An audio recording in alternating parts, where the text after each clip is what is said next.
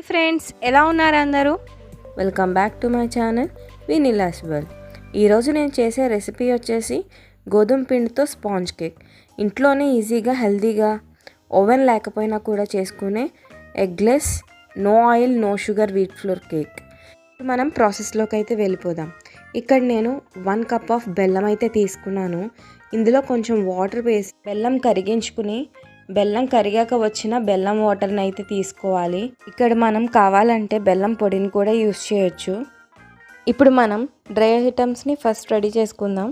నేను ఇక్కడ కేక్ కోసం 2 కప్స్ ఆఫ్ వీట్ ఫ్లోర్ని తీసుకున్నాను. ఆ పిండిని ఒక జల్లెల్లోకి తీసుకొని ఒకసారి జల్లించుకోవాలి.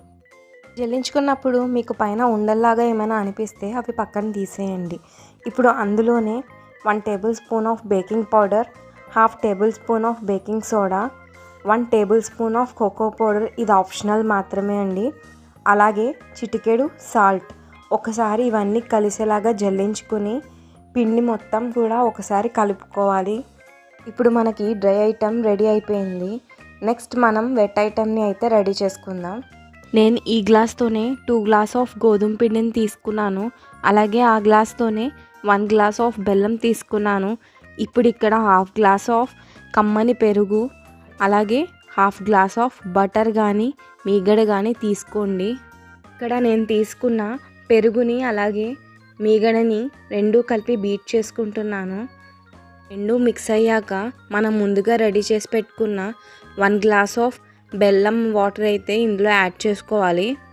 అన్నీ కలిసేలాగా ఒకసారి బీట్ చేసుకోవాలి. అందులో మీకు కావాలంటే వెనిలా ఎసెన్స్ కానీ ఇలాచీ పౌడర్ని కానీ యూస్ చేయండి. ఇక్కడ ఆ క్లిప్ అయితే మిస్ అయింది. ఇప్పుడు మనం ముందుగా రెడీ పెట్టుకున్న డ్రై ఐటమ్ పౌడర్ని అయితే ఇందులో కొంచెం కొంచెం వేసుకుంటూ మొత్తం కలిసేలాగా బీటర్తో ఒకసారి బీట్ చేసుకోవాలి. కన్సిస్టెన్సీ అనేది కొంచెం గట్టిగా ఉన్నట్టు అనిపిస్తే మీరు పాలు కూడా యాడ్ చేసుకుంటూ కలుపుకోవచ్చు. నాకు ఇక్కడ 3/4 కప్ వరకు పాలు అనేది పట్టాయి. మనం ఇప్పుడు ఇందులో కొన్ని డ్రై ఫ్రూట్స్ అయితే యాడ్ చేసుకుందాం. ఇందులో నేను జీడిపప్పు, దోసపప్పు, అలాగే కిస్మిస్ అనేది యూస్ చేస్తున్నాను. ఇవి మాత్రమే యూస్ చేయాలని కాదు, మీకు నచ్చిన మీ డ్రై ఫ్రూట్స్ అయితే మీరు ఇందులో యాడ్ చేసుకోవచ్చు. డ్రై ఫ్రూట్స్ కూడా వేసాక బ్యాటర్ మొత్తం కలిసేలాగా ఒకసారి కలుపుకోవాలి. మన కేక్ బ్యాటర్ రిబ్బన్ కన్సిస్టెన్సీ అయితే రావాలి. గోధుమ పిండితో కేక్ చేసేటప్పుడు బ్యాటర్ కన్సిస్టెన్సీ అనేది లూజ్గా అయితే ఉండకూడదు. మన కేక్ బ్యాటర్ అయితే రెడీ అయిపోయింది.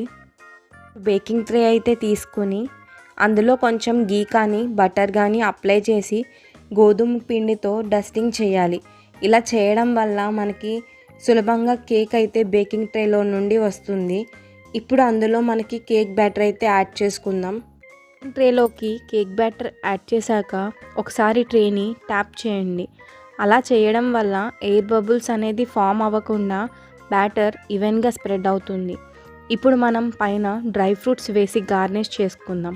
ఇప్పుడు మనం నెక్స్ట్ ప్రాసెస్లోకి అయితే వెళ్ళిపోదాం. ఇప్పుడు మనం కేక్ బేక్ చేయడానికి మనం ఒక దల్సరి బాండీ అయితే పెట్టుకోవాలి. అందులో కొంచెం ఇసగని కానీ లేదా సాల్ట్ని కానీ యూస్ చేయొచ్చు.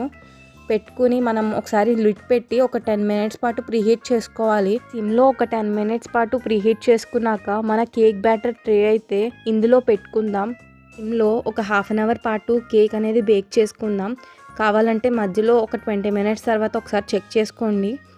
మనకి కేక్ ఒక నైఫ్ కానీ ఏదైనా పెట్టినప్పుడు మనకి దానికి అంటుకుంది అంటే అది ఇంకా అవ్వలేదని, అప్పుడు ఇంకొక 5 to 10 మినిట్స్ అనేది ఉంచి చూడండి. మీకు నెక్స్ట్ కేక్ అయితే బేక్ అవుతుంది. కేక్ అయితే బేక్ అయింది. ఒకసారి టెస్ట్ చేసి చూద్దాం. మన నైఫ్ పెట్టినప్పుడు చూసారు కదా, అసలు ఏమీ అంటుకోలేదు. ఇలా అంటుకోలేదంటే మనం కేక్ అనేది పర్ఫెక్ట్గా బేక్ అయిందని అర్థం. ఇది కాసేపు ఒక 5 మినిట్స్ పాటు పక్కన చల్లార్చి తర్వాత మన ఎడ్జెస్ అనేది కొంచెం రిమూవ్ చేసుకుంటే మన కేక్ ట్రేలో నుంచి అయితే ఈజీగా రిమూవ్ అవుతుంది. మనం కింద ఏదైనా ప్లేట్ పెట్టుకొని బోల్తా పెట్టి ఒకసారి మనం పైన ఒకసారి ట్యాప్ చేసినట్టయితే మన కేక్ అనేది ఈజీగా ఊడొచ్చేస్తుంది. చూసారు కదా, మన స్పాంజ్ కేక్ అయితే రెడీ అయిపోయింది.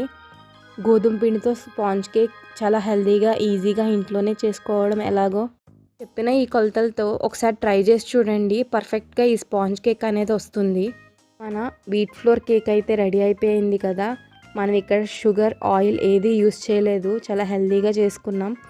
అలాగే ఓవెన్ కూడా లేకుండా కేక్ని ఓవెన్లో చేయాలి అనుకుంటే ఒకసారి ప్రీహీట్ చేసుకొని 180 డిగ్రీస్ దగ్గర 20 to 25 మినిట్స్ అనేది బేక్ చేసి చూడండి. మీకు కేక్ అనేది పర్ఫెక్ట్గా బేక్ అవుతుంది. కట్ చేశాక కేక్ పీస్ని ఒకసారి ప్రెస్ చేసినప్పుడు నార్మల్గా దాని పొజిషన్లోకి వచ్చినట్టయితే మనకు కేక్ అనేది పర్ఫెక్ట్గా బేక్ అయినట్టు. మన కేక్ అయితే రెడీ అయిపోయింది కదా. మీరు కూడా మీ ఇంట్లో ఈ కేక్ని ఒకసారి ట్రై చేసి ఎలా ఉందో కమెంట్ సెక్షన్లో కమెంట్ చేయండి. అలాగే గంట సింబల్ని అయితే కొట్టడం మర్చిపోకండి. అప్పుడే నా నోటిఫికేషన్ మీ వరకు వస్తుంది. Stay tune for more videos.